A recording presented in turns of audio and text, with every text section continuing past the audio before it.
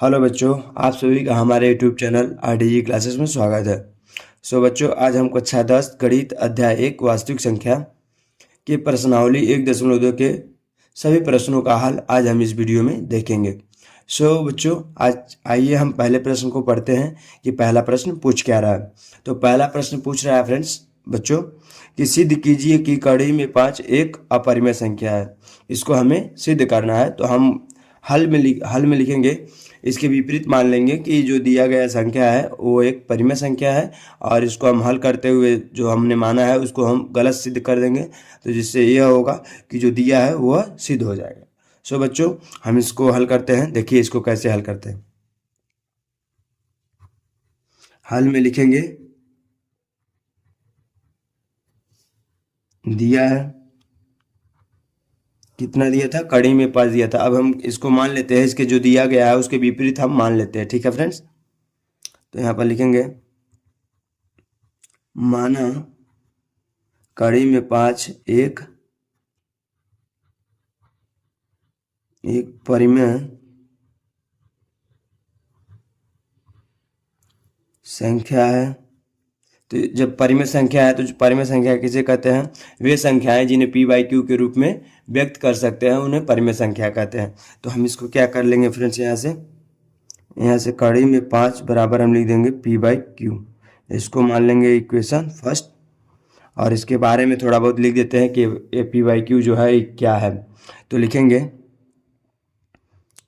जहाँ पी और क्यू एक सह अभाज्य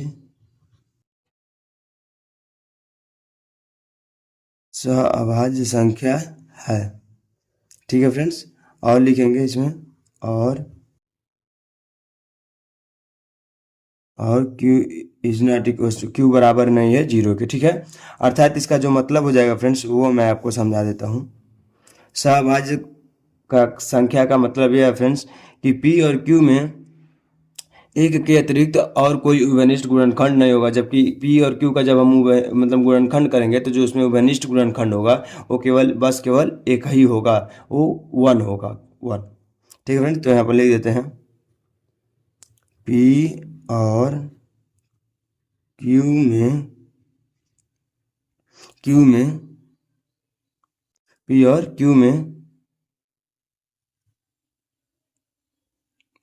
क्यू में उभयनिष्ठ गुणनखंड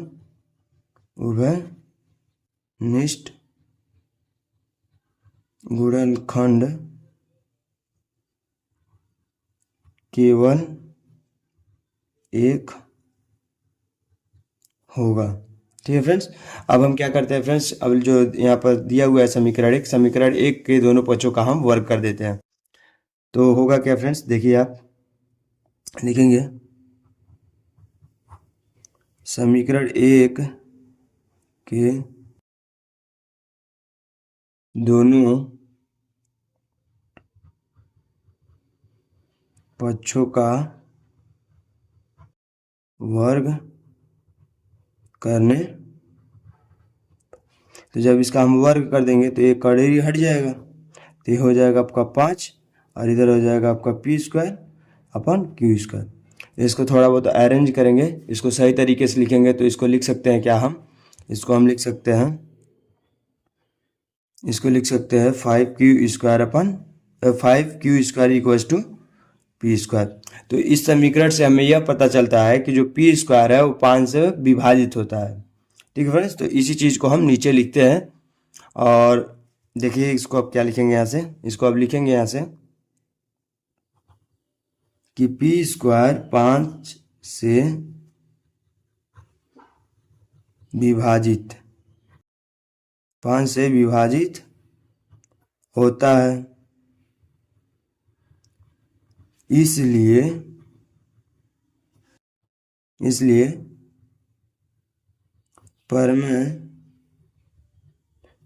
परमेय द्वारा क्या हो जाएगा, पी भी 5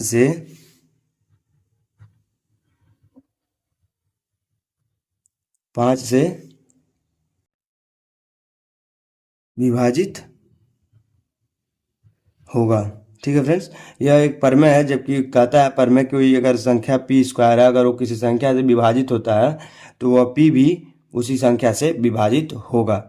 सो फ्रेंड यहाँ तक लिख दिए हैं, तो हम यहाँ अब लिखेंगे क्या, अतः जब जब पी भी के क्या कह रहा है, जब पी भी 5 से विभाजित होता है तो इसको हम इस प्रकार लिख सकते हैं कि पी बराबर 5c, क्योंकि यहाँ पर क्या होता, क्या दिखा रहा था कि Q square 5q² equal to P square, तो जो पी स्क्वायर था वो 5 से विभाजित था, लेकिन यहाँ जो हमने लिखा है प्रमेय द्वारा पी भी 5 से विभाजित है, तो यहाँ पी बराबर 5c लिख सकते हैं, क्योंकि पी जो है सी से 5 मतलब 5 से विभाजित है, तो पी बराबर 5c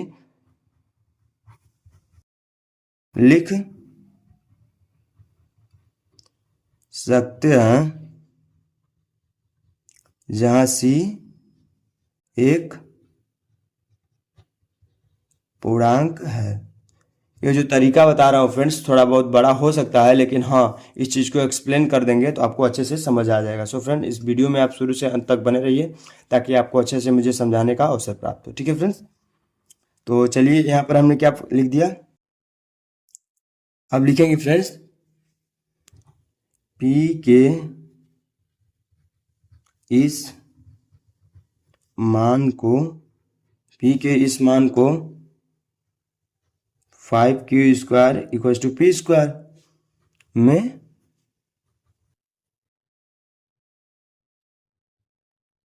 रखने पर, तो जब इसका मान जब हम उसमें रखेंगे फ्रेंड्स तो कुछ इस प्रकार हो जाएगा 5q², अब पी का जो वैल्यू था वो 5c था, तो 5c का स्क्वायर, तो इसको हम और क्या लिख सकते हैं, इसको लिख सकते हैं 5q² इक्वल टू 25c², फिर इसको लिख सकते हैं q² इक्वल टू 5c²। जो हमने ऊपर समीकरण प्राप्त किए थे वो कुछ इस प्रकार था कि 5q² बराबर p², तो हमने इसको लिखा कि p² जो है 5 से विभाजित होता है, तो यहाँ पर जो q² है वो 5c² है, तो यहाँ पर q जो होगा वो 5 से विभाजित होगा, तो यहाँ पर लिखेंगे क्या, q² 5 से विभाजित होता है,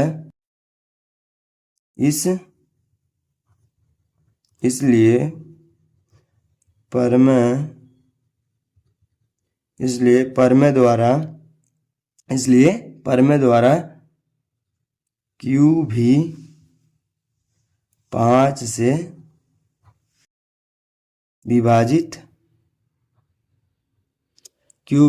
से विभाजित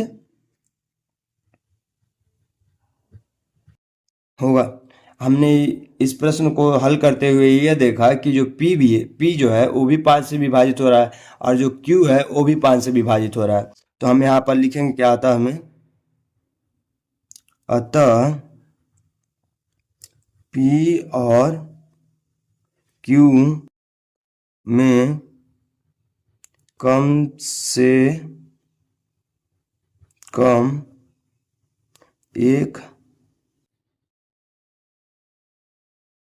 एक उभयनिष्ठ गुणनखंड 5 होगा। उभयनिष्ठ गुणनखंड मतलब क्या होता है कि जब P का हम गुणनखंड करें और Q का गुणनखंड करें तो जो दोनों में कॉमन होगा, एक उभयनिष्ठ होगा, वो 5 होगा, क्योंकि 5 जो है दोनों को विभाजित कर रहा है। तो यहाँ से क्या लिख देंगे फ्रेंड्स, नीचे देखिए आप ध्यान से, अब लिखिएगा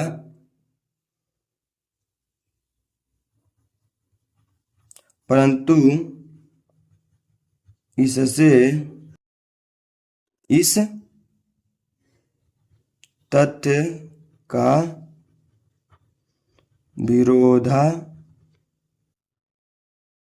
विरोधाभास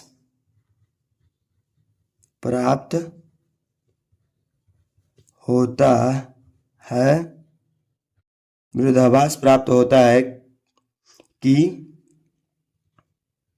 √5 एक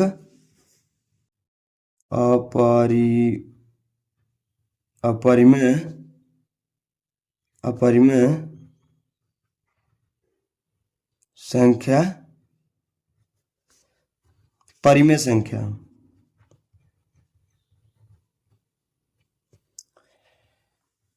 √5 एक परिमेय संख्या है। √5 नहीं, √5 क्या बोलता, परंतु इससे इस तथ्य का विरोधाभास प्राप्त होता है कि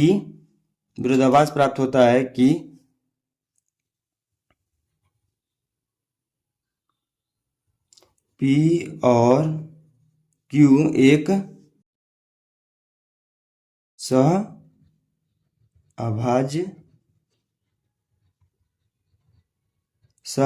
संख्या है।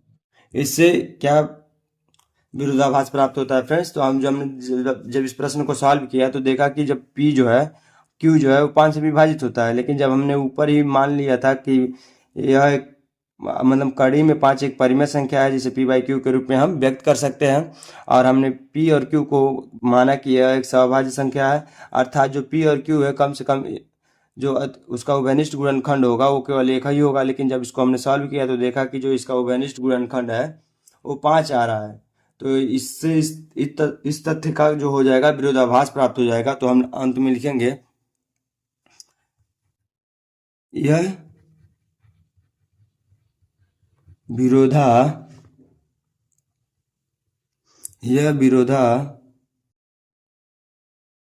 विरोधाभास हमें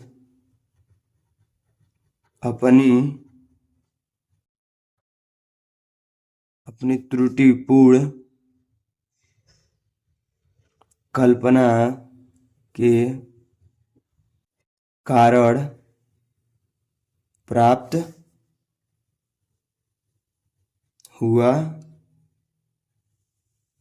है कि √5 एक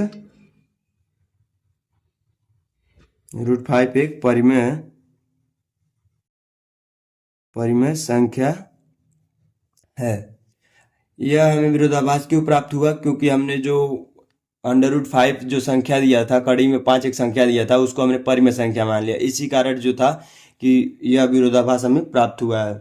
ठीक है फ्रेंड्स, तो अंत में लिखेंगे अतः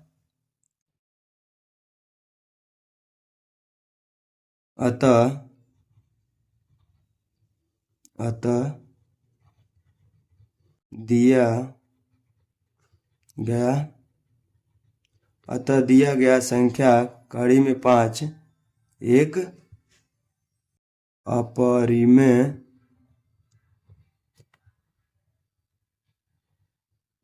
अपरिमेय संख्या।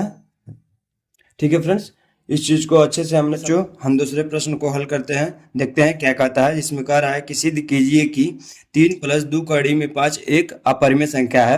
तो इसके हम विपरीत मान लेंगे कि जो दिया गया संख्या है वह एक परिमेय संख्या है, और जो हम माने रहेंगे उसको हम हल करते हुए उसको हम गलत सिद्ध कर देंगे। तो जो दिया रहेगा वो सिद्ध हो जाएगा। तो इसमें हम क्या लिखेंगे? इसमें लिखेंगे हम हल में लिखेंगे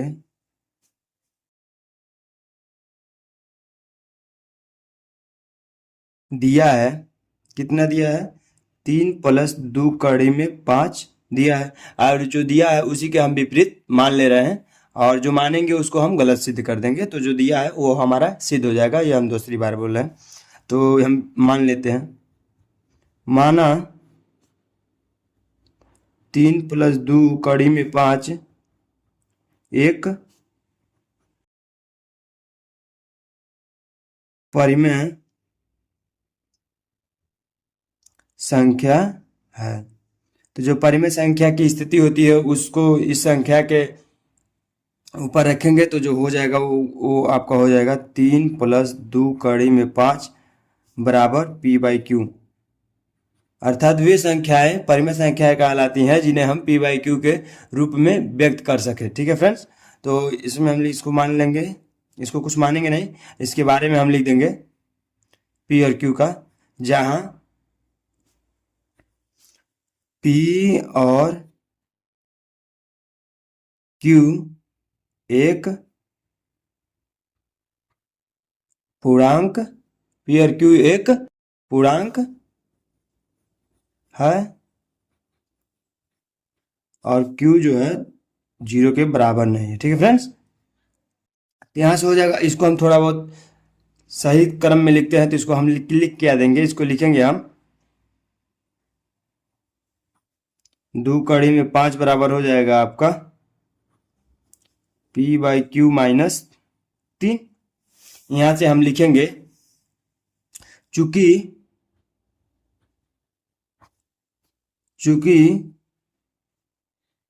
P और Q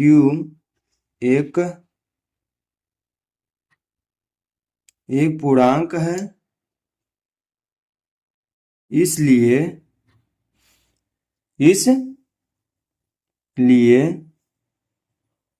P/Q माइनस 3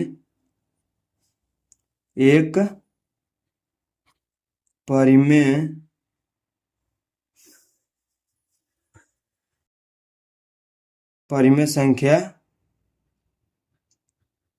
होगी। अर्थात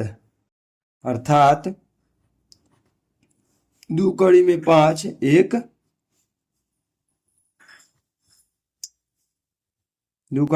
एक परिमेय संख्या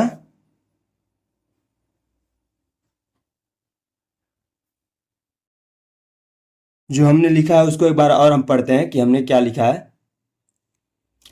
तो इसको हम पढ़ते हैं। इसमें लिख रहा है कि चूंकि P और Q एक पूर्णांक है, इसलिए P/Q माइनस 3 एक परिमेय संख्या होगी। तो जब यह परिमेय संख्या होगी तो इसके बराबर 2 कड़ी में 5 है, तो 2 कड़ी में 5 भी एक परिमेय संख्या होगी।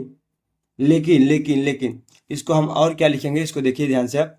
यहाँ पर हम लिखेंगे परंतु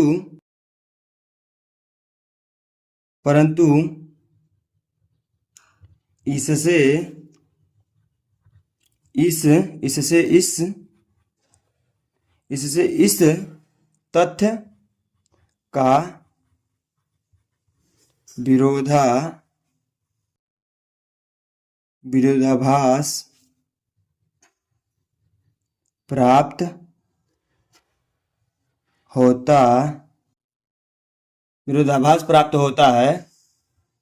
का विरोधाभास प्राप्त होता है कि 2 कड़ी में 5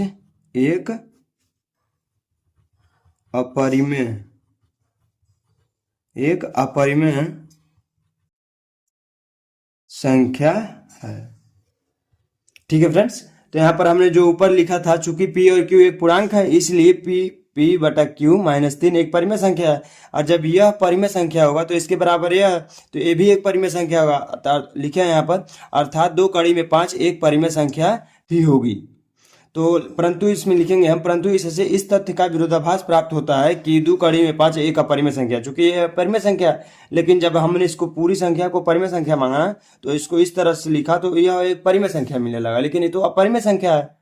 लेकिन मिल क्या रहा था हमें, एक परिमेय संख्या। तो यह विरोधाभास प्राप्त हो रहा है। इसी विरोधाभास को हम अब लिखे हैं, परंतु इसमें इस तथ्य का विरोधाभास प्राप्त होता है कि 2 कड़ी में 5 एक अपरिमेय संख्या। अब लिखेंगे यहाँ पर, यह विरोधाभास हमें अपनी त्रुटिपूर्ण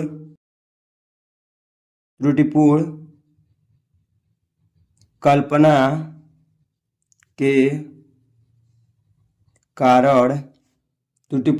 के कारण प्राप्त हुआ है कि 3 + 2 कड़ी में 5 एक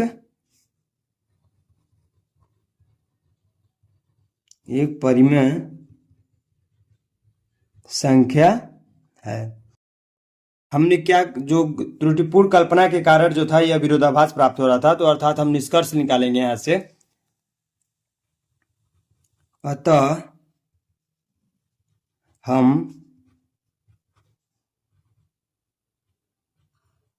अतः हम निष्कर्ष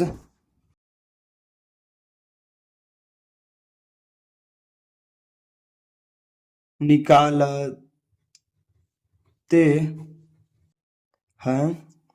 हैं कि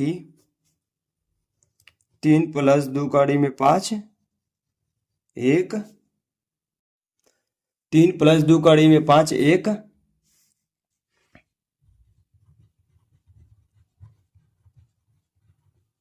अपरिमेय संख्या है। सो फ्रेंड, प्रश्न दूसरा हमने अच्छे से सॉल्व कर दिया और अच्छे से समझा दिया। अब हम इसके अगले पार्ट को सॉल्व करेंगे। सो चलिए फ्रेंड, हम इसके तीसरे प्रश्न को सॉल्व कर लेते हैं, जिसमें कह रहा है कि सिद्ध कीजिए कि निम्नलिखित संख्याएं अपरिमेय हैं। जिसमें 3 प्रश्न है। पहला प्रश्न है 1/, कड़ी में 2, और दूसरा है 7 कड़ी में 5, तीसरा है 6 + कड़ी में 2। इनको हमें सिद्ध करना है कि यह सभी संख्याएं अपरिमेय हैं। सो इसके हम पहले भाग को हल करते हैं और सिद्ध करते हैं।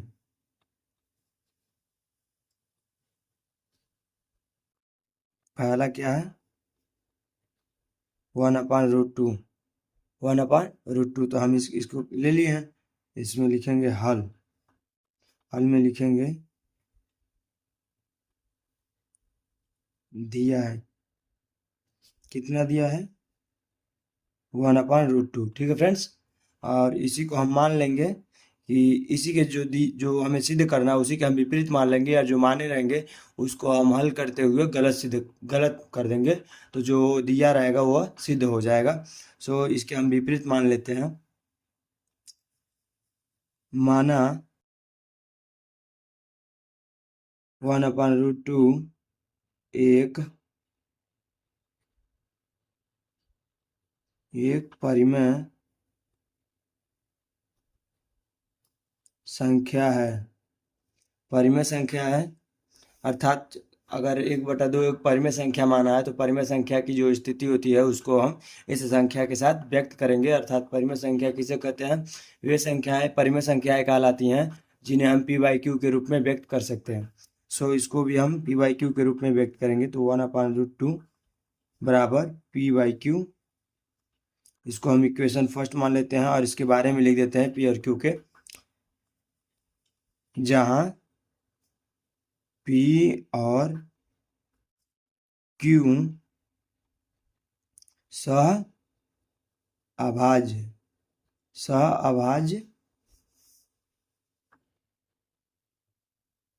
सहअभाज्य संख्या है, और q जो है 0 के बराबर नहीं है। इसका मतलब हुआ फ्रेंड्स, अर्थात में लिखेंगे हम, अर्थात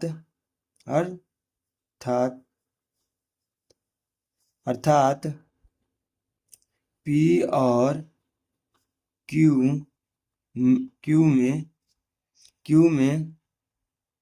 p और q में एक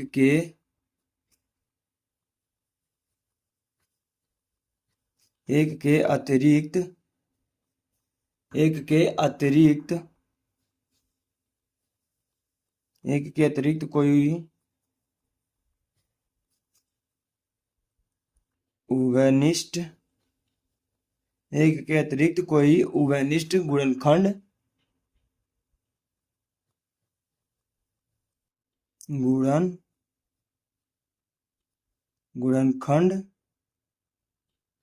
नहीं है। हमने p और q को क्या माना है कि जहां p और q सहअभाज्य संख्या है और q 0 के बराबर नहीं है, अर्थात सहअभाज्य संख्या का अर्थ यह है कि p और q में एक के अतिरिक्त कोई उभयनिष्ठ गुणनखंड नहीं है। अर्थात हम p और q का गुणनखंड करें तो जो उसका उभयनिष्ठ गुणनखंड होगा वो केवल एक होगा, और एक के अधिक कोई और हो जाता है तो जो हम माने रहेंगे वो गलत हो जाएगा। तो इसी चीज को हम करेंगे अभी। सो इसको हम क्या कर लेते हैं, लिखेंगे यहाँ पर समीकरण 1 के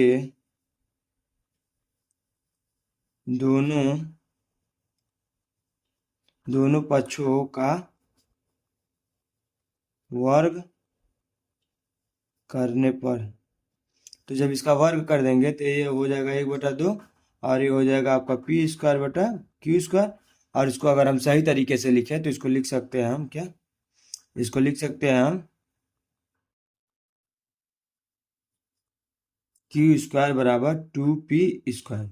इस जो मतलब जो हमें समीकरण प्राप्त हुआ है, इस समीकरण से हम कह सकते हैं कि क्यू क्यू स्क्वायर जो है वो 2 से विभाजित होता है।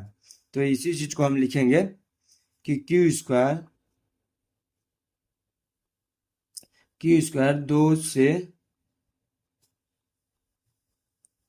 विभा 2 से विभाजित होता है, 2 से विभाजित होता है। इसीलिए इसीलिए प्रमेय द्वारा 2 क्यू को क्यू को क्यू को भी क्यू को भी विभाजित करेगा। क्यू को भी विभाजित करेगा, इसका मतलब है अर्थात हम लिख सकते हैं अतः क्यू बराबर 2c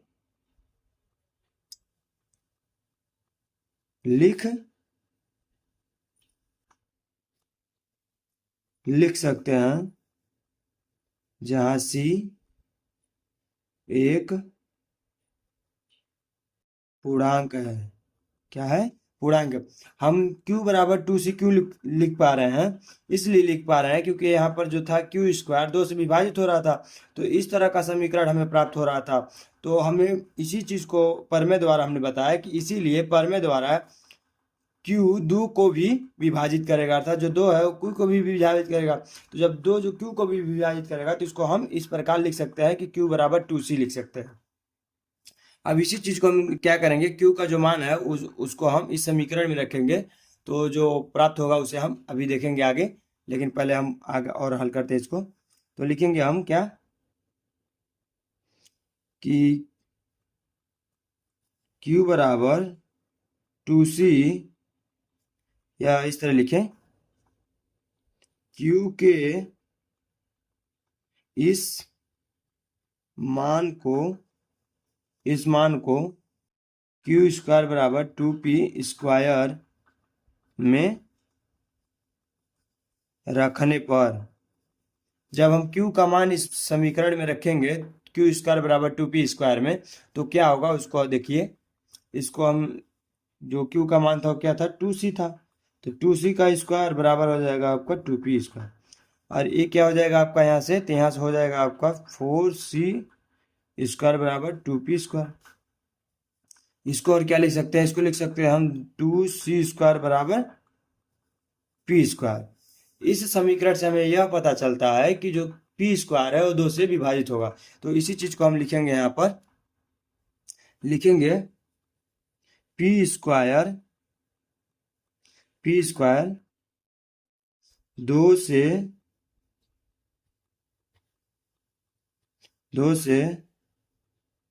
विभाजित होता है, 2 से विभाजित होता है। इसीलिए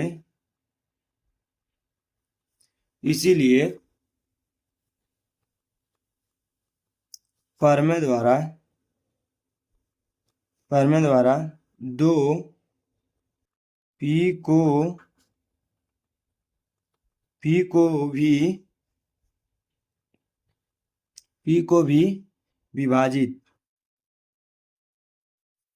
भी विभाजित करेगा। अतः हम लिख क्या सकते हैं, यहाँ पर हम देखे हैं कि जो Q है वो भी 2 से विभाजित हो रहा है और जो P है वो भी 2 से विभाजित हो रहा है। तो हम अतः करके लिख क्या सकते हैं कि अतः P और Q में कम से कम एक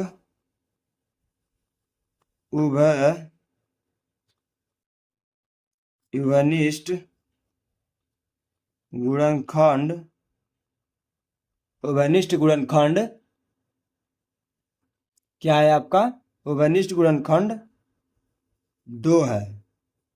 उभयनिष्ठ गुणनखंड 2 है, क्योंकि यहाँ पर हम देखे हैं जो P है और Q है वो 2 से विभाजित हो रहा है, तो हम लिख क्या सकते हैं, अतः P और Q में कम से कम एक उभयनिष्ठ गुणनखंड जो है वो 2 है। अब यहाँ पर और इसे और क्या लिखेंगे, परंतु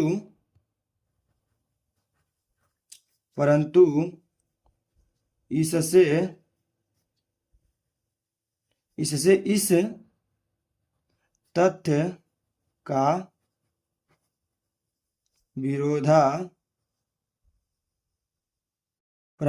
इस तथ्य का विरोधाभास होता है कि P और Q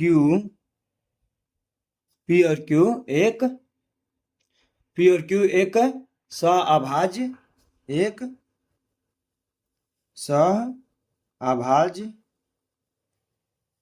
सअभाज्य संख्या है।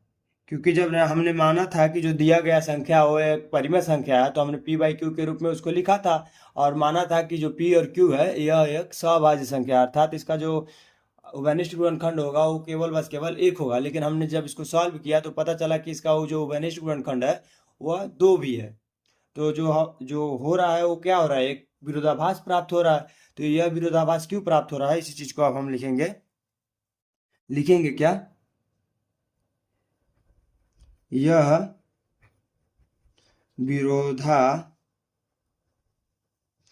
विरोधाभास हमें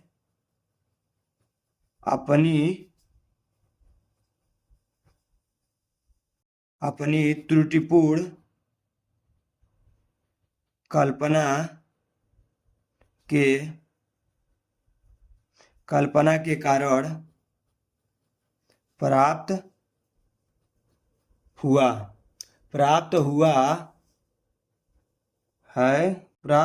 है कि 1/√2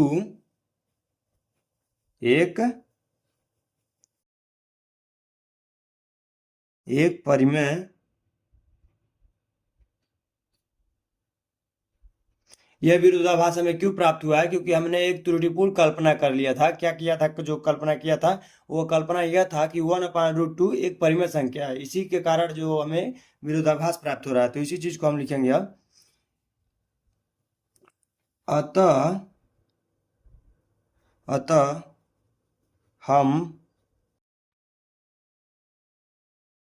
हम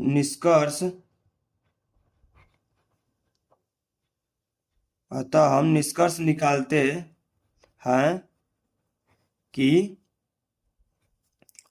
1/√2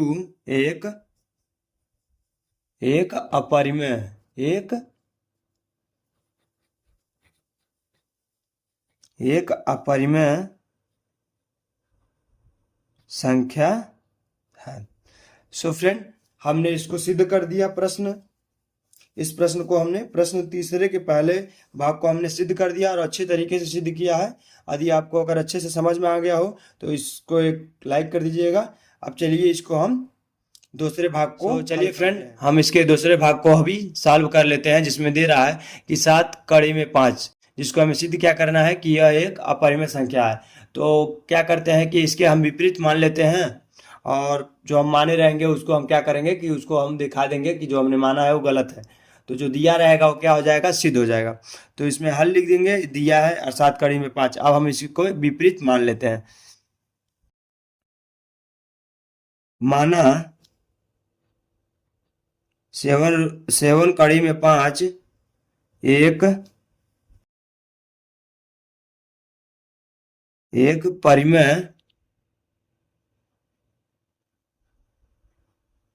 एक परिमेय संख्या है। क्या है कि यह एक परिमेय संख्या है। तो जो परिमेय संख्या की स्थिति होती है वह इस संख्या के साथ हम व्यक्त करेंगे। तो इसको लिख क्या सकते हैं, 7 कड़ी में 5 बराबर P/Q। अर्थात हम किसी संख्या को पी बाई क्यू के रूप पी बटा क्यू के रूप में अगर लिख दे तो वह जो संख्या हो जाएगी वह एक परिमेय संख्या हो जाएगी। इसको हम इसके बारे में लिख देते हैं पी और क्यू के। तो पी और क्यू एक एक पूर्णांक है जहां क्यू जो है 0 के बराबर नहीं है। सो इसको हम सही से लिख देते हैं, इसका मतलब इधर उधर करके अच्छे से लिख देते हैं। तो इसको लिख क्या सकते हैं, इसको लिख सकते हैं हम कड़ी में 5 बराबर पी बटा मतलब पी बटा 7 क्यू हो जाएगा, 7 क्यू हो जाएगा। तो यहां से लिखेंगे पी क्यू और पी क्यू और 7 एक पूर्णांक है, चूंकि करके लिखेंगे। चूंकि पी क्यू और 7 एक पूर्णांक है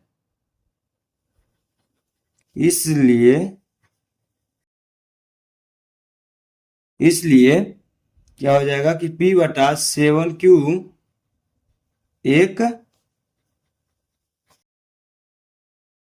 एक परिमेय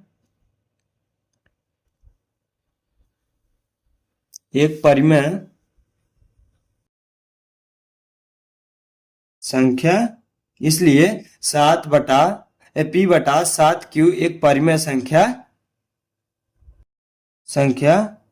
होगा। अर्थात कड़ी में 5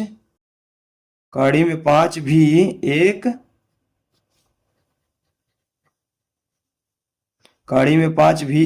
परिमेय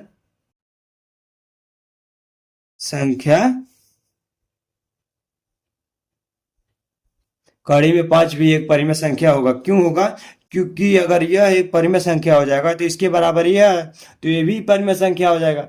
लेकिन कड़ी में 5 एक परिमेय संख्या नहीं है, यह एक अपरिमेय संख्या है। यह यहाँ पर क्या प्राप्त हो रहा है? विरोधाभास प्राप्त हो रहा है। इसी चीज को अब हम लिखते हैं, परंतु इससे मतलब जो ऊपर लिखा गया इसी से, तो परंतु इससे इस तथ्य का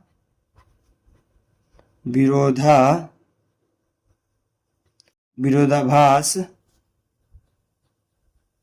प्राप्त होता है। विरोधाभास प्राप्त होता है कि √5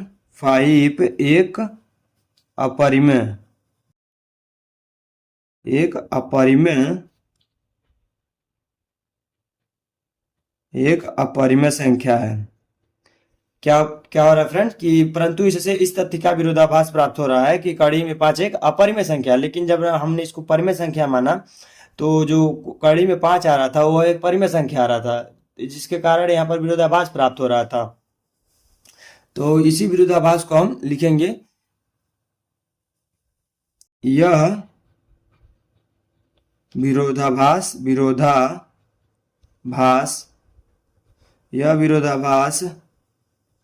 हमें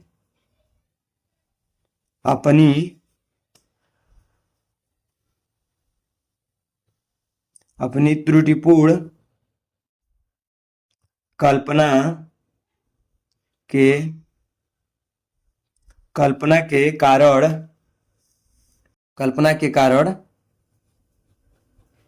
प्राप्त हुआ है कि 7 कड़ी में 5 एक परिमेय संख्या है। ठीक है फ्रेंड्स, तो अब लिखेंगे हम, अतः निष्कर्ष निकालेंगे कि क्या हो जाएगा। अतः हम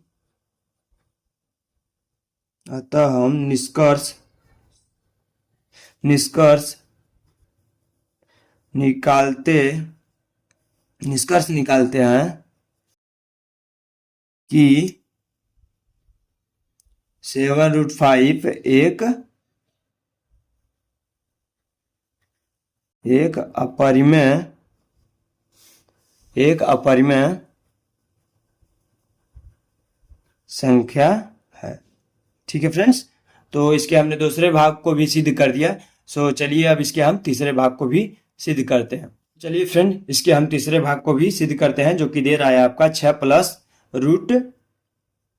√2 एक अपरिमेय संख्या हमें सिद्ध करना है। तो इसको भी हम सिद्ध करते हैं। इसको लिखेंगे क्या, हम इसको लिखेंगे हल में, हम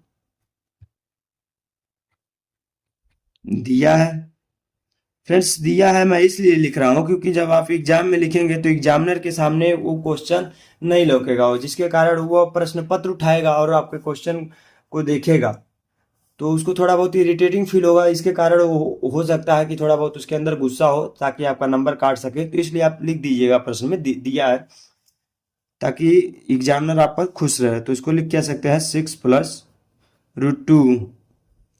अब इसी को हम मान लेंगे, जो जो हमें सिद्ध करना है उसके हम विपरीत मान लेंगे।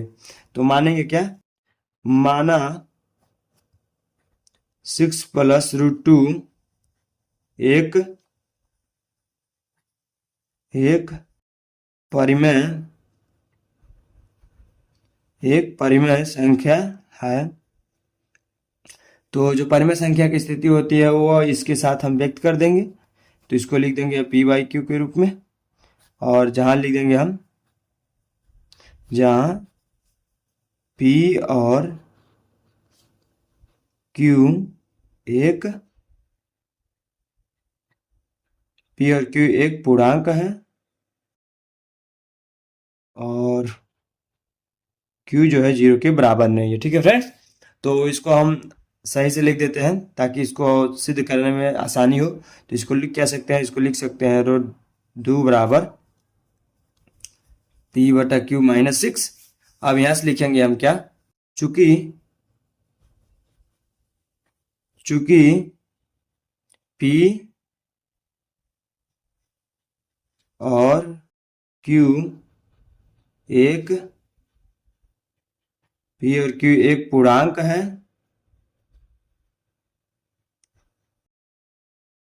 p और q एक पूर्णांक है, इसलिए p/q - 6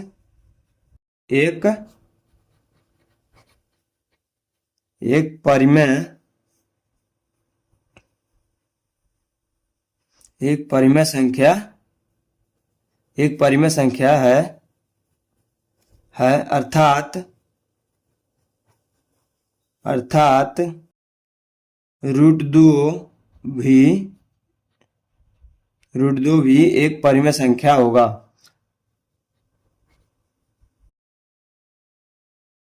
परिमेय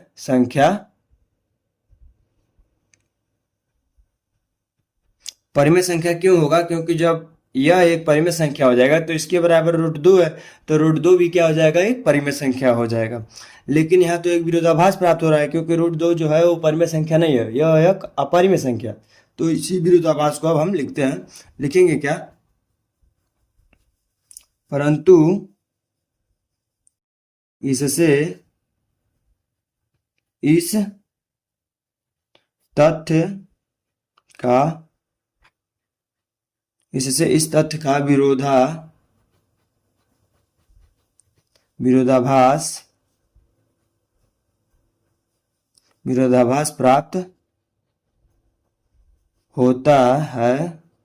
विरोधाभास प्राप्त होता है कि कड़ी में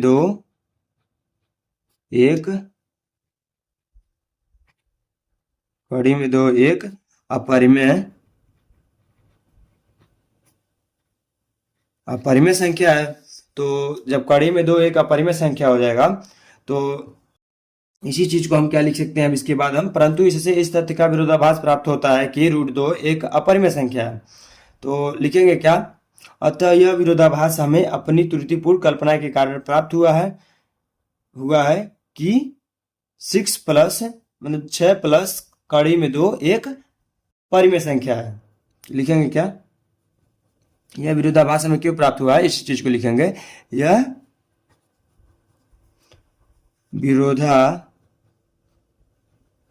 विरोधाभास हमें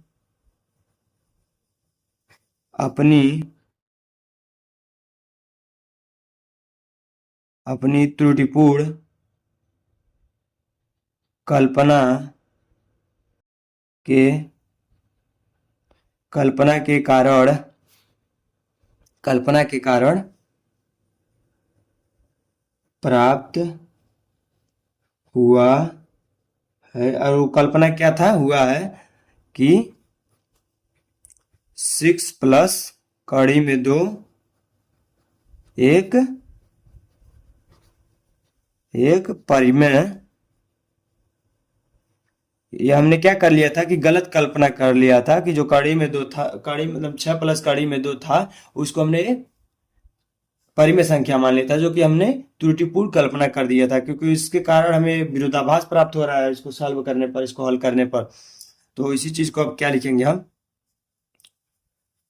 अतः हम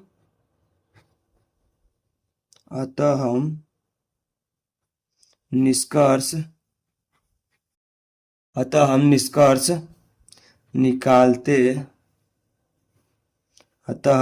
निकालते हैं कि 6 प्लस रूट 2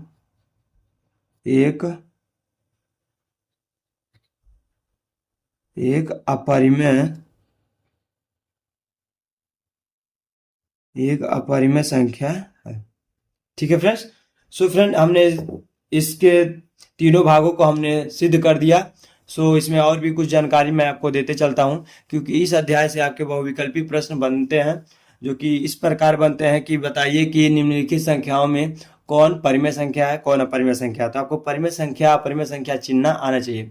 अर्थात हमें कोशिश यही करना चाहिए कि अधिक से अधिक हम अपरिमेय संख्याओं का अध्ययन करें, ताकि जब बहुविकल्पी प्रश्न पूछे तो हम अच्छे से वहां पर टिक कर पाए। क्योंकि आपके एग्जाम में 20 नंबर का जो है बहुविकल्पी प्रश्न पूछा जा रहा है, जो कि OMR सीट पर हमें टिक करना होता है, अर्थात गोली पार कर उसे इंगित करना होता है। तो वहां पर हमें 20 नंबर का बहुविकल्पी प्रश्न में इस अध्याय से हो सकता है कि हमारे दो ऐसे क्वेश्चन होंगे जो बहुविकल्पी में आएंगे। अर्थात पूछेगा क्या हमें कि निम्नलिखित संख्याओं में बताइए कि कौन से अपरिमेय संख्या है। तो अपरिमेय संख्या को पहचानने का सबसे आसान तरीका होता है फ्रेंड्स कि हम जाने कि कड़ी में जो है अभाज्य संख्या हो, तो जो भी अभाज्य संख्या होगा तो वह एक अपरिमेय संख्या, अर्थात जो हो गया। इसी प्रकार कड़ी में 3 हो गया, कड़ी में 5 हो गया, कड़ी में 7 हो गया, ये सब क्या है, अपरिमेय संख्या है। अर्थात कड़ी में अगर इस प्रकार लिखे कि P, और P क्या है, हमारा अभाज्य संख्या है, अभाज्य संख्या है। तो कुछ इस प्रकार का अगर संख्या आ रहा है तो क्या है, अपरिमेय संख्या। इस प्रकार भी पूछ सकता है कि √15 क्या है, तो √15 एक अपरिमेय संख्या है, क्योंकि दो ये तो अभाज्य नहीं है, क्योंकि ये भाज्य संख्या 3 से और 5 से कटता है।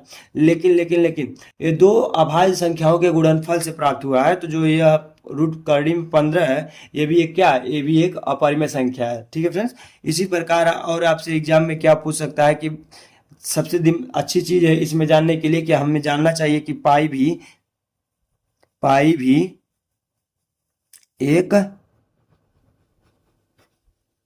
एक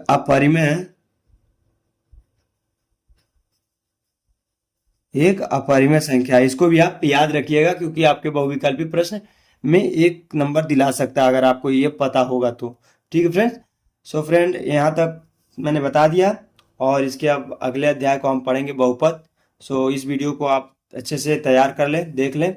सो थैंक्स फ्रेंड्स इस वीडियो को देखने के लिए, और कोशिश करिएगा कि इस वीडियो को अपने दोस्तों तक शेयर कर दीजिएगा। Thanks friend.